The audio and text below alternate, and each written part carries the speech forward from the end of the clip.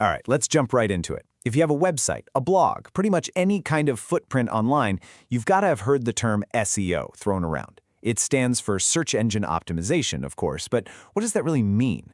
Well, in this explainer, we're going to break it all down, get rid of the confusing jargon, and really get to the bottom of how it all works. So, this is the big question, right? It sounds super complicated, and if we're being honest, most of us just kind of nod along when we hear it in a meeting. But here's the thing. Understanding what it is, that's absolutely essential for anyone who wants to be found on the internet today. You know, the best way to really get a grip on this is to just split the term right down the middle. Once we look at each part on its own, you'll see how putting them back together is actually incredibly simple. So on one side, you've got the search engine, and on the other, you've got optimization. They seem like two totally separate ideas, but when you combine them, well, that's where the magic happens. Let's take a look at each one. A search engine, like Google or Bing, is basically the world's greatest librarian. Think about it. The internet is this gigantic, chaotic library with billions of books and pages scattered everywhere. The search engine's job is to instantly sort through all that chaos and hand you the exact piece of information you were looking for. Okay, so what about optimization? Let's just forget all the technical stuff for a second. At its core, optimization just means making something better. That's it.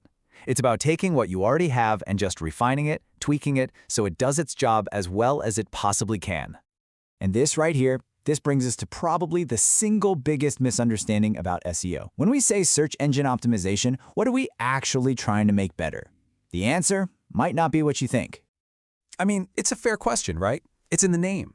Search engine optimization. So, does that mean we're trying to optimize Google itself? Can we just go into their system and flip a few switches to our advantage?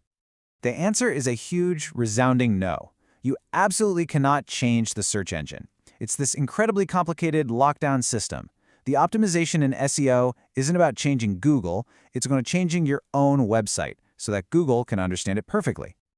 So here's how it really works. First, you work on your site. You improve the content, you make it faster, you organize it clearly. Once you've done that, the search engine comes along and it can easily figure out what your site is all about. And the payoff?